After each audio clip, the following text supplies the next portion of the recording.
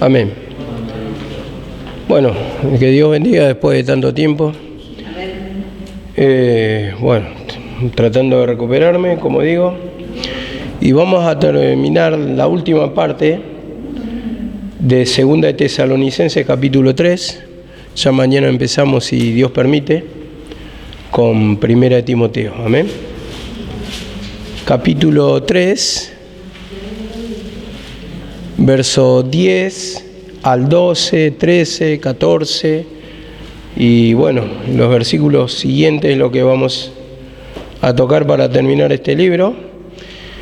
Vamos a hablar sobre unos temitas que venimos hablando. La pereza en lo natural es simplemente reflejo de nuestra alma.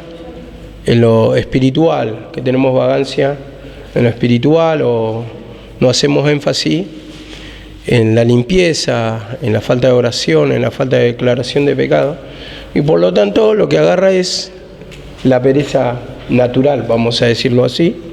Se refleja en lo natural lo espiritual que está en nosotros.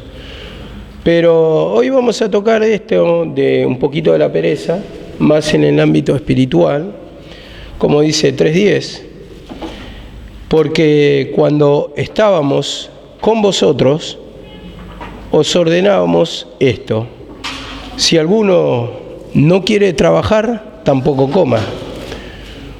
Porque oímos que algunos de entre vosotros andan desordenadamente, no trabajando en nada, sino entrometiéndose en lo ajeno.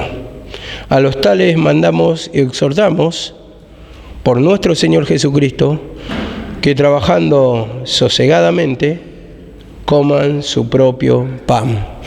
Habíamos visto que en lo natural esto es una regla que se cumple, que no debían ser carga, y más teniendo en cuenta el contexto, que en ese tiempo no había planes sociales ni nada, o sea, era o trabajar o morirse de hambre, básicamente era así.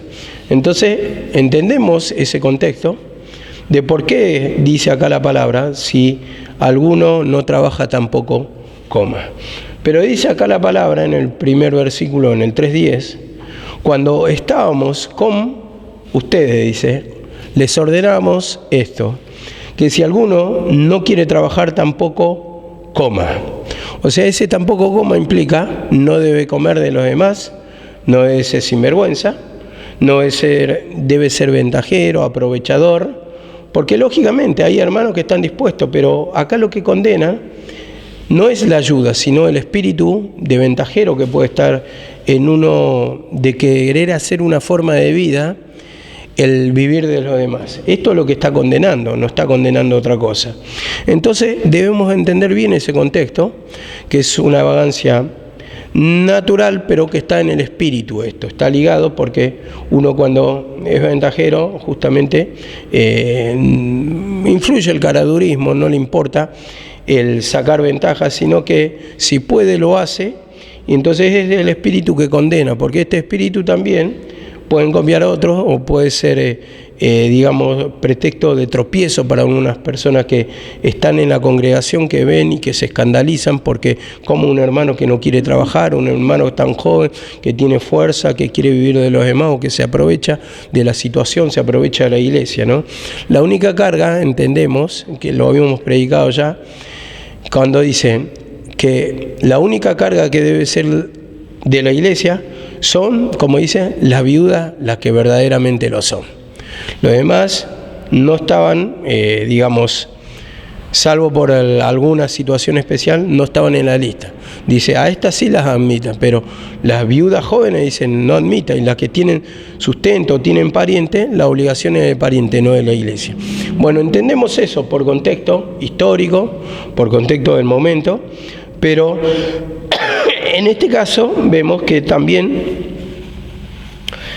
entendemos que, viendo datos históricos, estudiando un poco, la casa de Priscila y Aquila, que estaba en Roma, dice que ellos estaban en un lugar, en la casa de Priscila y Aquila más propiamente, y vemos en la película, y así también por datos históricos nos enteramos, que lo compartían todo.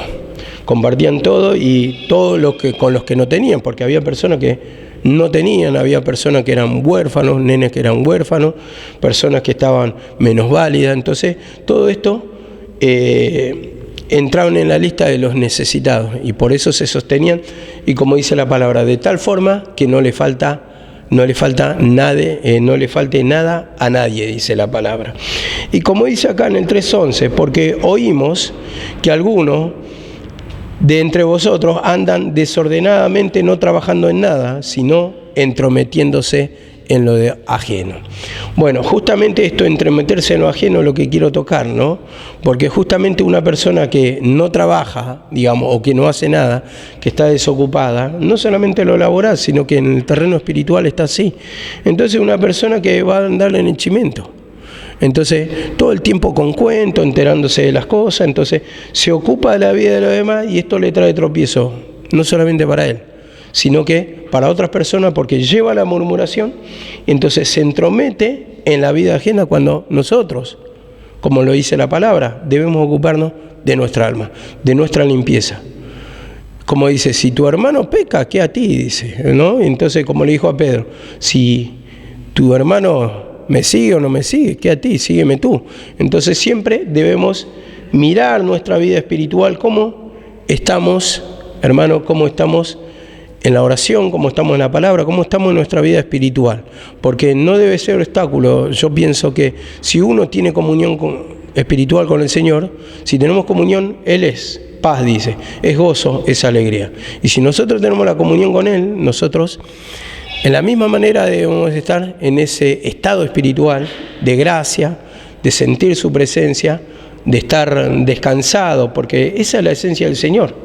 Pero muchas veces estamos turbados, ¿por qué? Porque miramos situaciones ajenas. Entonces comienza la murmuración, y como se tocó esta mañana, que tocó mucho el egoísmo, que yo también lo pienso así, el egoísmo es querer todo para uno, es mirar cómo proceden los demás. Entonces ahí, cuando vos mirás el proceder de los demás con desinterés, ya se produce un egoísmo. ¿Por qué? Porque vos querés copiar la misma actitud.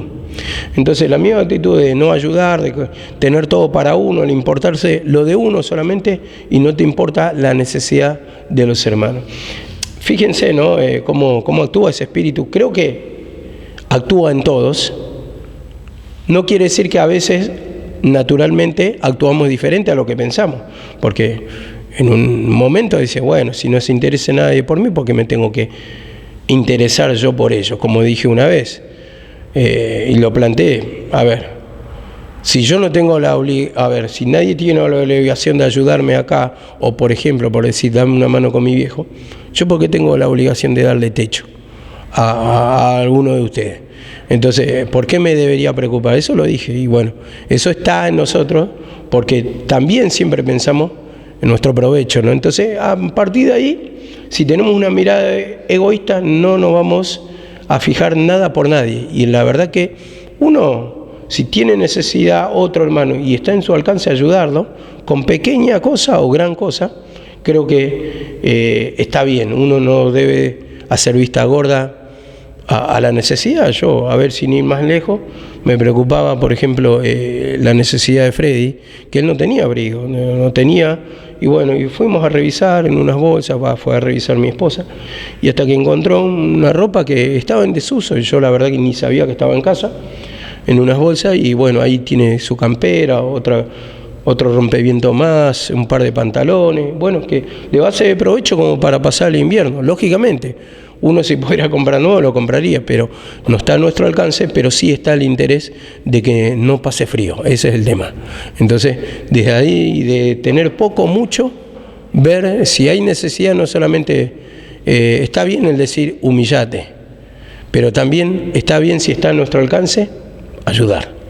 Con lo que tenemos, como le tocó a Luis, ¿no? Que esa parte que contó, bueno, yo creo que es así. Uno, cuando tiene para ayudar, que ayude.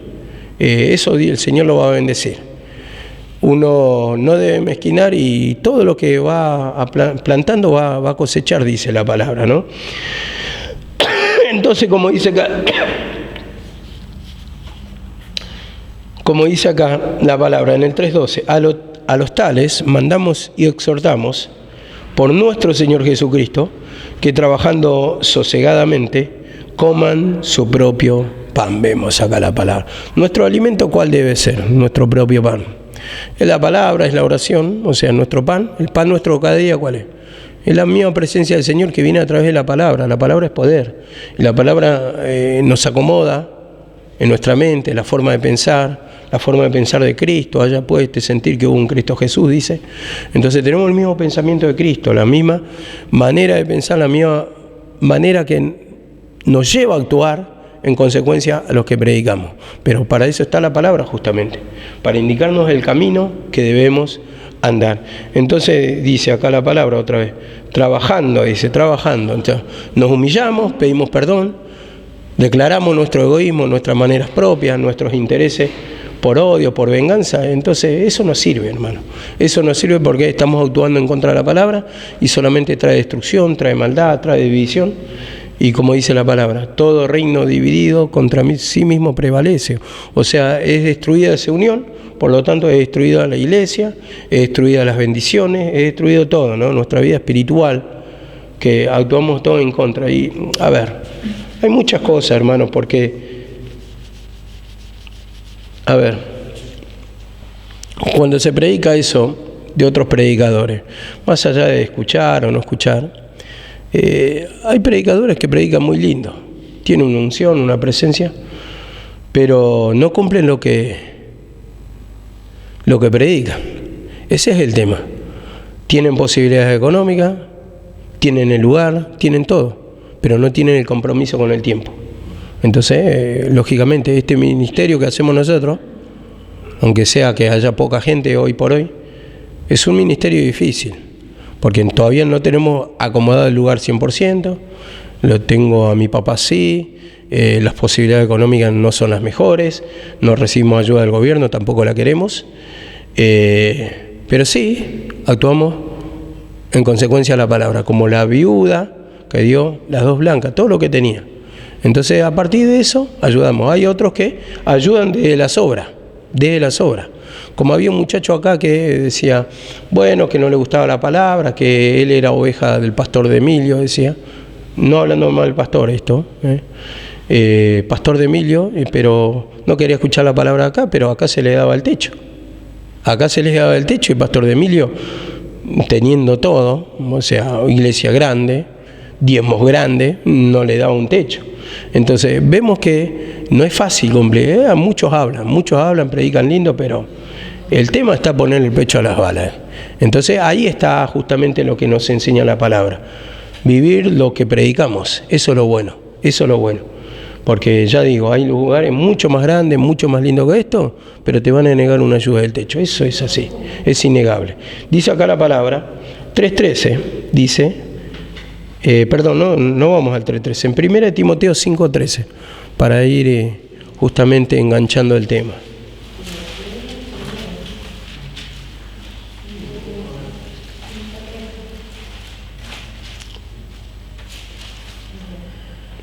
Y dice, y además aprenden a estar ociosas, yendo de casa en casa, y no solamente ociosas, sino también charlatanas y entrometidas, hablando cosas que no son dignas. Esto lo habla por las viudas jóvenes, y en el sentido espiritual es estar viuda de la presencia de Dios. Entonces dice, estas aprenden a estar ociosas, sin hacer nada, yendo de casa en casa. Vemos, de casa en casa, y no solamente ociosas, sino charlatanas y entrometidas. Entonces un espíritu de murmuración que gobierna, ¿cuándo qué? Cuando no hay un quehacer espiritual, cuando no hay dedicación a su alma, entonces se desenfrena en su boca. Entonces ocupa la vida de uno, la vida de otro, y empieza a mirar. Entonces eso le produce tormento, hay un desacuerdo, una murmuración contra todo, y lo más lindo es que no tiene paz, reposo en su mente. ¿Por qué? Porque no tiene la mirada en Jesús, no tiene la mirada en la palabra.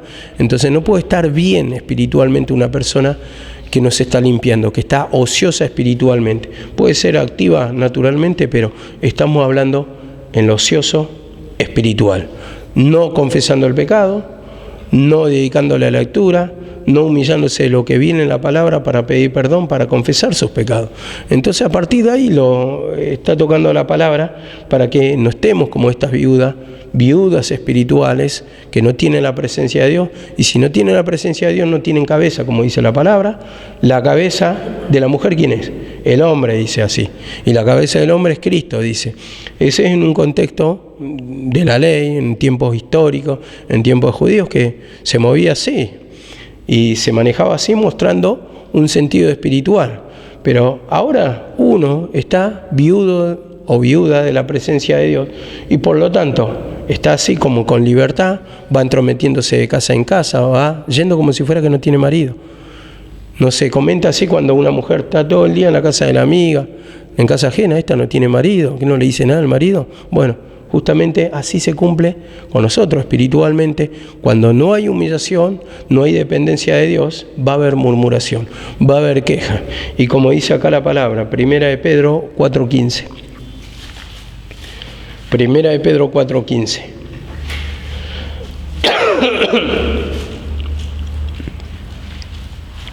Dice así la palabra, que de ninguna manera sufra alguno de vosotros como homicida, dice la palabra, ¿no? Como ladrón, como malhechor o por entrometido. Esta es la parte. Por entrometido. Entonces, acá está hablando, no sufra, dice. Entonces, hay unas consecuencias por andar murmurando, por entrometerse en la vida ajena, y dice que nadie sufra de esa manera. Nosotros tenemos que sufrir por causa del camino, si es que tenemos lucha, tenemos pruebas, por causa de la cruz de Cristo, por causa del camino, por causa del Señor. Debe ser nuestro altercado, nuestra pelea con el diablo, pero no por causa de nuestro pecado. Entonces ahí debemos diferenciar. ¿Por qué tengo lucha? Tengo lucha porque estoy cumpliendo la voluntad del Señor, porque estoy confesando mi pecado, porque lucho en mi mente para que no me tome Satanás, peleo contra mis pecados, contra mis deseos que me quieran arrancar del camino del Señor, o por mi pecado, por chusma, por entrometido, como dice, por el pecado. Entonces eso debemos de diferenciar. Nosotros justamente tenemos la palabra para darnos cuenta, para diferenciar el por qué nos está pasando las luchas esta, ¿no? Y en Primera de Tesalonicenses 4:11 dice algo parecido. Primera de Tesalonicenses 4:11 dice así: y a que tengáis por vuestra ambición el llevar una vida tranquila, dice, y os ocupéis de vuestros asuntos y trabajéis con vuestras manos, tal como os hemos mandado, dice. Que ocupéis de vuestros asuntos, de tu vida, de la limpieza, si tenés comunión, si tenés paz en tu corazón, si estás escuchando la palabra, empezás a pedir perdón, si tenés incredulidad, si tenés malestar, entonces te está ocupando de la limpieza de tu alma. La palabra en Jeremías 4:3 que dice, hará campo y no sembréis entre espinos. Entonces si estamos escuchando la palabra, que no estemos sembrando entre espinos, sino que ahí tenemos que abrir nuestro corazón, tenemos que abrir el surco, como lo dice, limpiar los espinos, sacar los espinos que pueden ahogar todo lo que se está plantando, todo lo que está escuchando, si cae en saco roto, si cae entre espinos, si se ahogan, si dura nada, porque como dice la parábola de la semilla, la que cayó entre los espinos, dice, que creció, dice, y los espinos pronto la ahogaron. Entonces, tenés una liberación momentánea, que bueno estuvo la palabra. En un momento no te humillaste, no trabajaste el pecado y abajo te robó todo el diablo. Entonces, ¿por qué? Porque no hay una vida digna del llamamiento del Señor, digna de esa limpieza, como dicen, que se ocupen más bien de vuestros propios asuntos y trabajéis con vuestras manos. Nadie se va a ocupar de tu limpieza. O sea, el decir, por ejemplo, yo miro el pecado de Eri, que Eri se limpia, a mí no me va a limpiar después, porque yo me tengo que limpiar, porque yo estoy mirando la vida de él.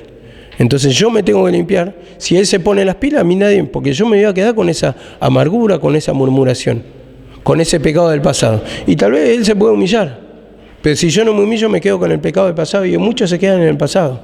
Eso es lo que pasa, con un rencor, con un desacuerdo del pasado, y tal vez esa persona se está humillando, pero el Señor te dice, ocupate, limpia con tus manos tu basura espiritual, tus espinos espirituales, porque si vos te quedas con el pasado, eso te hace Está todavía. Es como una espina que está clavada y no te la sacás, no te la sacás. Deja pasar el tiempo. ¿Qué va a pasar? Todo el tiempo te va a doler. Entonces para esto está la limpieza. Sacar esos espinos, limpiar de nuestra mente esa murmuración, porque tal vez el hermano o la hermana está actuando de otra manera ahora, pero yo me quedé con el pasado.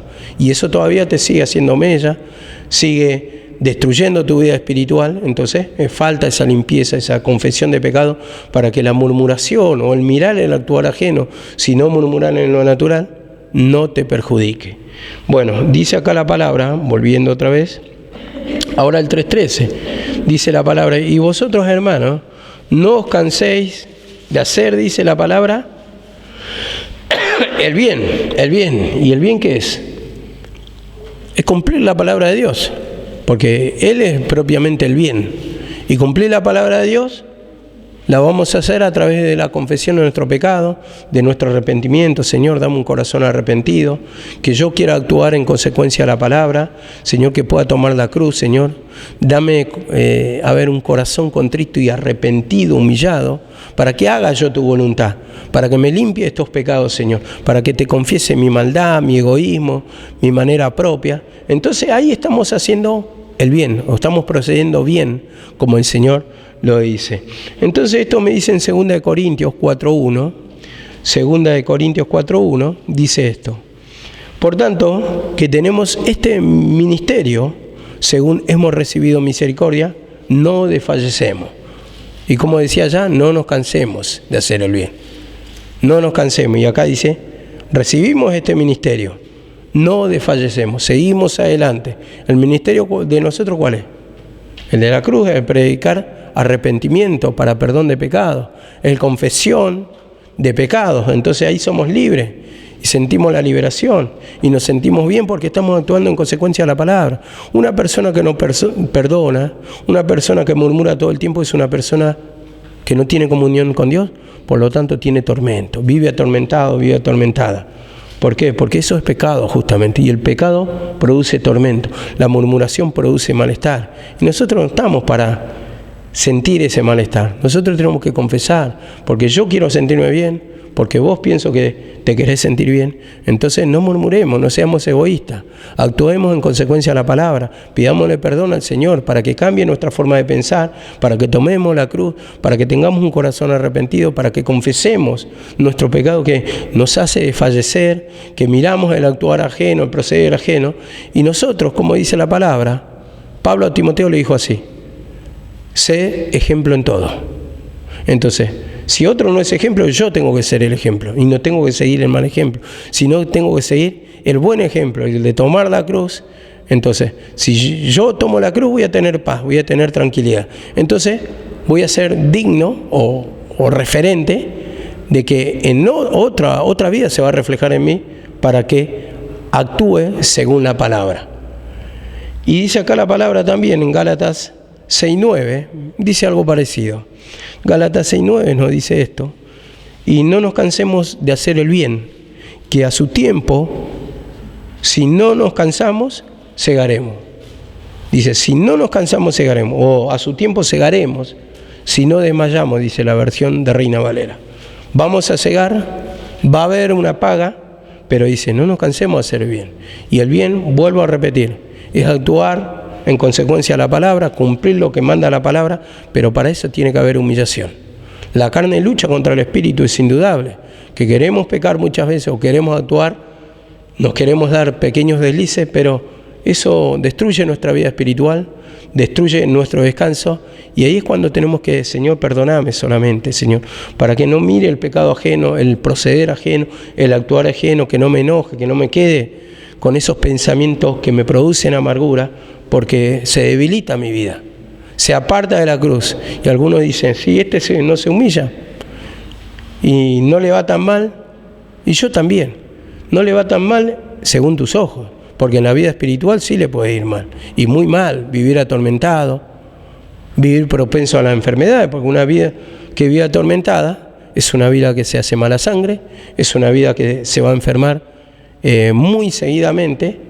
¿Por qué? Porque empieza por acá, o sea, la mente, el pensamiento, el alma, y después te repercute en el cuerpo. Eso se ve reflejado. ¿Por qué?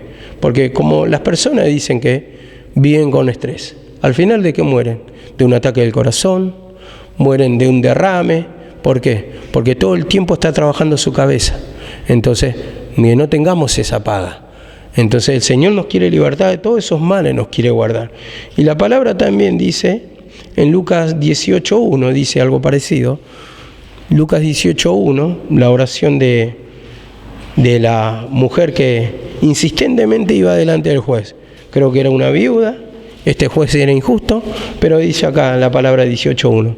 También le refirió Jesús una parábola sobre la necesidad de orar siempre y no desmayar. Orar siempre y no desmayar. Y este orar implica confesar el pecado y no desmayar. Siempre. Y cuando digo siempre, todos los días. Cuando digo todos los días, tener comunión, todos los días, comunión con el Señor. Entonces hablar, porque hablar significa orar con Dios. Orar significa hablar con Dios. Entonces yo hablo con Dios cuando ¿qué? Cuando en corazón arrepentido, ¿no? Vemos en la oración del publicano y el fariseo, dice que el publicano hablaba consigo mismo. No, hablaba con Dios y decía, sé propicio a mi pecador. Pero ¿qué decía el fariseo? Te doy gracias a esto, y no confesaba el pecado, entonces no tenía comunión con Dios. Él sí que hablaba consigo mismo. Y así cuando no hay un corazón arrepentido, yo hablo con las paredes, esa es la realidad. No es que Dios no está, me está escuchando, pero de ninguna manera va a hacer caso a mi oración, de ninguna manera va a avalar mi estado espiritual. Entonces ahí es cuando tengo que confesar cómo estoy delante de la presencia del Señor.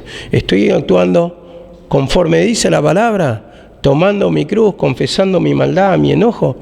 Bueno, todos los tiempos, hermano, tengo que hablar con Dios. O sea que me tengo que humillar todo el tiempo. Y entonces ahí voy a recibir esa paga como finalmente recibió esta mujer.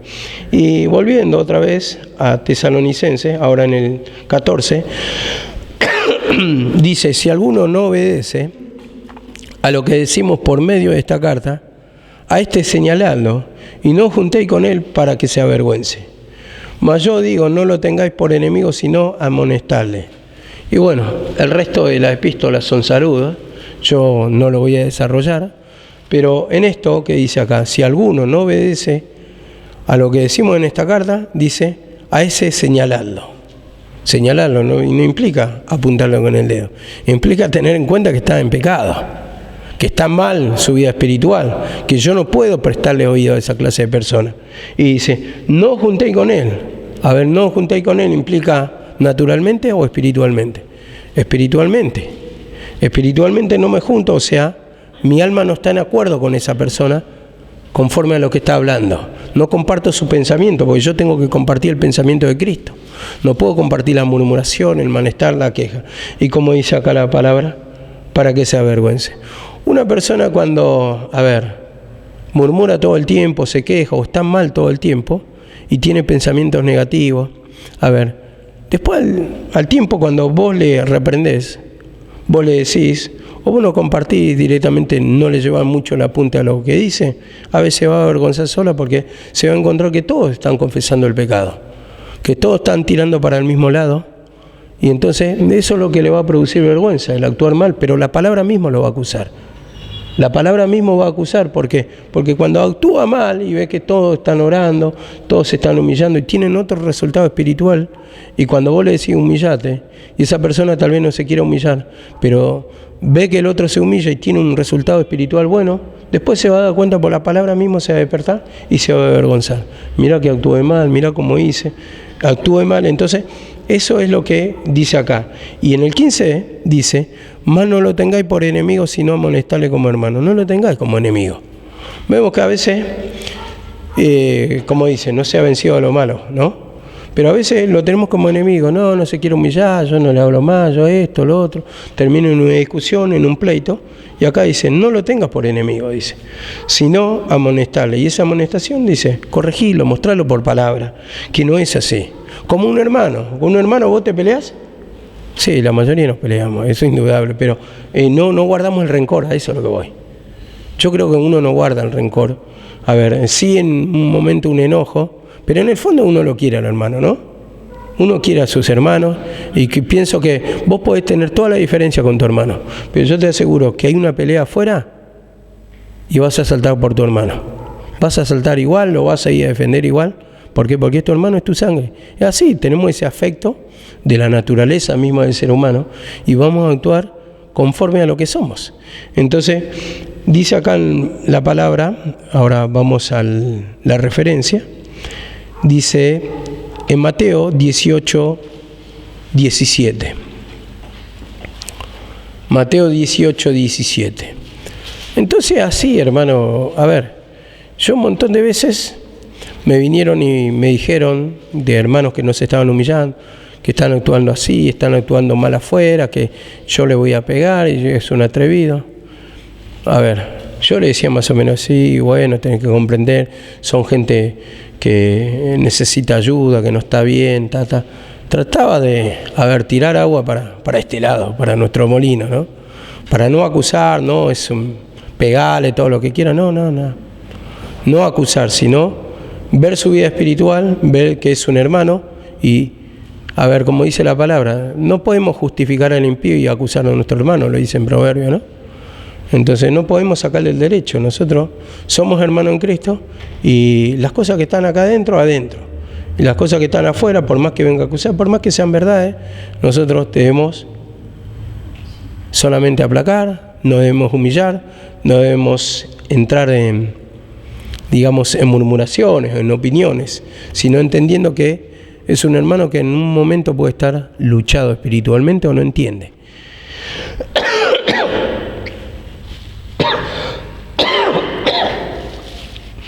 Mateo 18, 15, vamos a leerlo, y el 17 que vamos a desarrollar. Por tanto, dice, si tu hermano peca contra ti, ve y repréndele, estando tú y él solos. Si oyere, has ganado, repréndele tú y él estando solo. Si te oyere, has ganado a tu hermano. Si te oyere, vemos acá la palabra. Si hay un desacuerdo, ¿qué está diciendo? Primero, arreglen entre ustedes.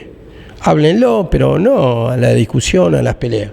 Háblenlo entre ustedes, el desacuerdo, antes que sea público. O sea, nosotros primeramente la tendencia nuestra es tener un desacuerdo. Primero se enteran todos y después nuestro hermano. Primero vamos a la cabeza, vamos a la sierva. En el tiempo cuando estaba mi mamá, se enteraban todos primero, o se enteraba la sierva, era público, y después en vez de arreglar entre hermanos, ¿no? Y eso es lo que hablo también del peso espiritual, que decae por pavada, ¿no? Como hablé la otra vez, la palabra de los niños espirituales, bebés espirituales, que lloran todo el tiempo. Lloran todo el tiempo la queja, todo el tiempo depende de la madre espiritual. Entonces así también muchas veces, en vez de arreglar pequeñeces entre nosotros, vamos y hacemos alarde, o sea, lo agrandamos mucho, cuando debería ser algo pequeño, algo que debe ser solucionable.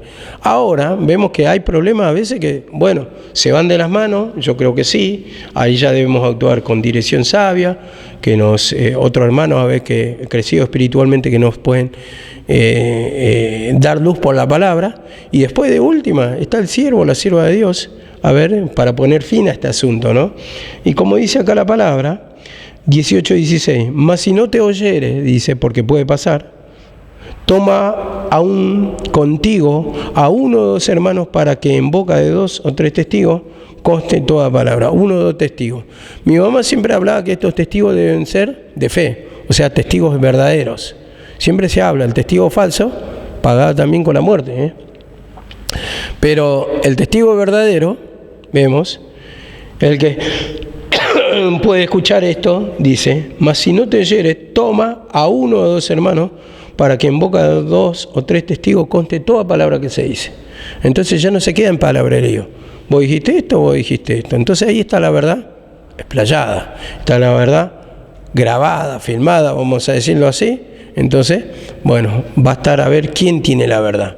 Y como dice, y si no le oyeres a ellos, porque justamente estos hermanos están para escuchar y aconsejar, son hermanos testigos, son hermanos que te pueden guiar por la palabra, hablan de un crecido espiritualmente, y para que se acabe ahí el problema, para que no corra más, que quede ahí. Y como dice, si no los oyeres a ellos, dilo a la iglesia. Ahí se va a enterar todo, delante de toda la iglesia. Y si no hiere a la iglesia, o sea, todos los hermanos, dice, tenle por gentil y publicano. Gentil, ¿qué quiere decir? Impío, incrédulo. O sea, vamos a decir una persona que no se conoce a Dios. Y publicano, porque al publicano también se lo tenía de la misma manera. Una persona que injusta, que no conoce a Dios, gentil y publicano. Entonces, a ver, lo que en definitiva le dice acá, que uno hace todo lo posible. Vos haces todo lo posible por aclarar la situación. La situación, primeramente entre vos y tu hermano, después a ver qué puede opinar otro para dar una luz de un tercero, de una cuarta persona, para orientarnos, porque a veces podemos estar ciegos. Y si no se frena el pecado ahí, sigue la murmuración, sigue la contención, a ver, justamente delante de todo, como dice. Ahí se cumple muchas veces la reprensión cuando no queremos escuchar. La reprensión manifiesta delante de todo. Muchas veces no queremos llegar a eso, no se quiere llegar a eso, pero tampoco dan lugar a la reprensión, porque uno quiere aclarar, pero hay otro que hace oídos sordos, no quiere escuchar, no es así, no es así, no es así, y persiste en el pecado. Y esto no debemos llegar, y como dice acá la palabra, que tenemos que llegar a la unión espiritual entre hermanos, a la unión espiritual.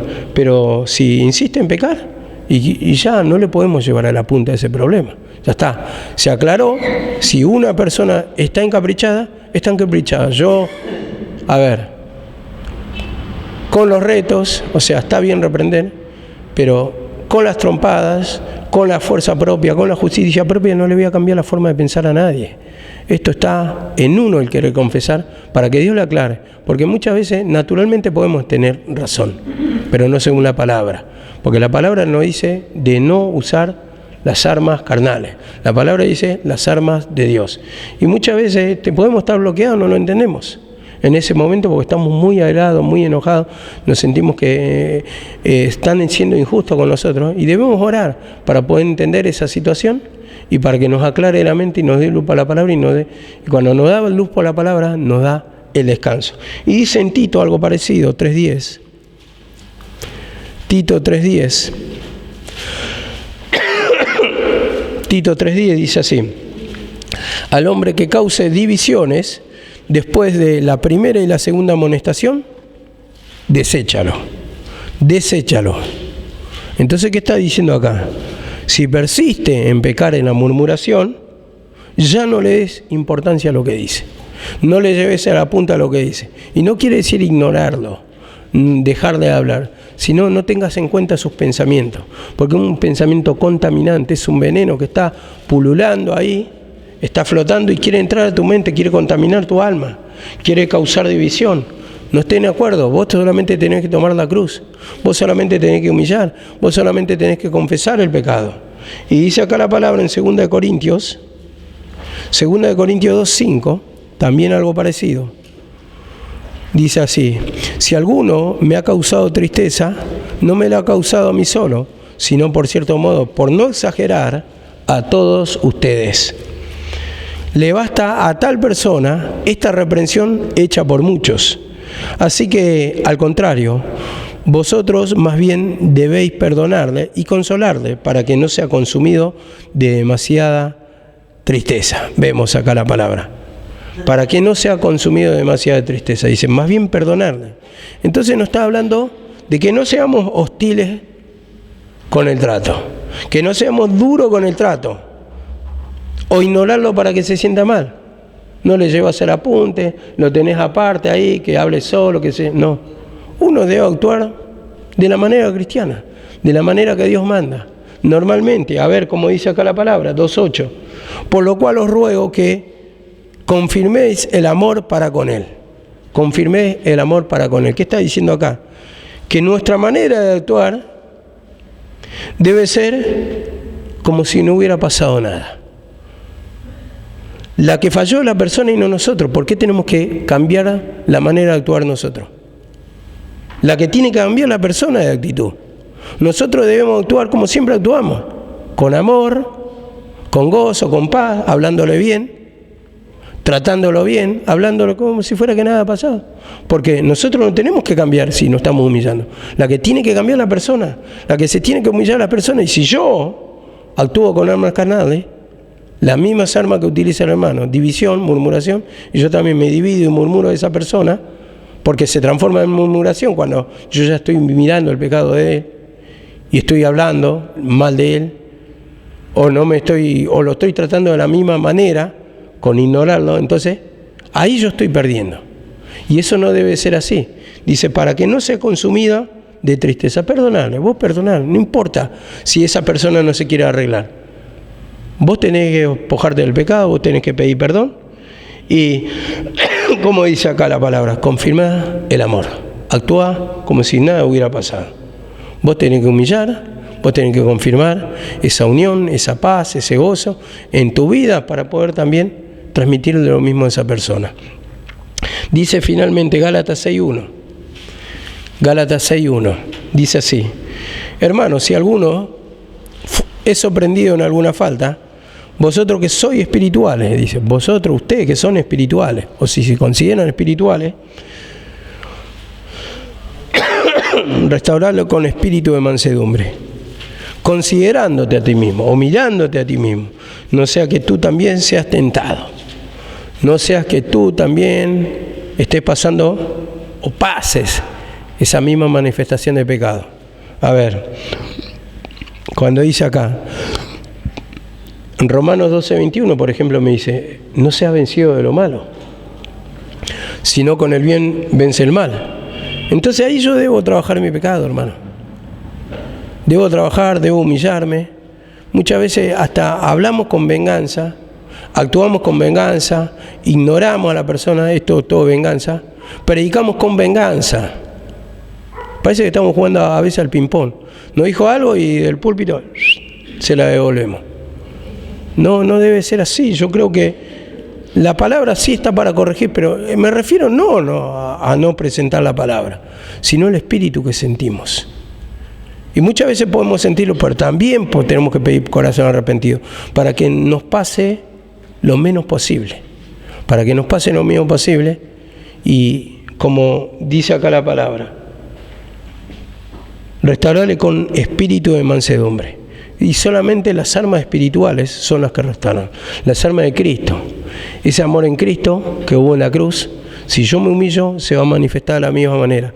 El mismo actuar, el mismo perdón, la misma paz, el mismo gozo. Entonces, ahí voy a restaurar al hermano. O si no, voy a destruir su vida espiritual. Las armas de ese Jesucristo son las del amor. Dice, el amor es el vínculo perfecto, dice, o la unión perfecta. Entonces, cuando hay amor no hay división. Entonces vos te podés acercar porque lo mirás con otros ojos a tu hermano. Sentís la atracción del amor de Dios y podés hablar pacíficamente. Podés olvidar un montón de cosas, un montón de diferencias entre él y vos. En cambio, las armas del diablo, ¿qué pasa? Producen solamente destrucción. ¿Por qué? Porque son de justicia propia. Si me hizo mal, yo voy a pagarle con la misma moneda. Entonces, ¿qué palabra predicamos? Tenemos que predicar la palabra de la cruz. El perdón, el amor, el restaurar, el humillarse, el dejar afuera la murmuración. Señor, perdoname, cambiame mi pensamiento. Y esto es lo que va a restaurar la vida de los demás y la vida nuestra. Porque si nosotros tenemos esas armas espirituales, son poderosas para la destrucción de fortaleza. Y va a destruir la división que hay en el hermano, la murmuración que hay en el hermano. La venganza, el odio que hay en el hermano, lo vamos a destruir con las armas espirituales. Entonces ahí es que tenemos que crucificar nuestro viejo hombre de venganza, y eso es lo que va a destruir el pecado y vamos a tener la paz. Amén, que el Señor les bendiga.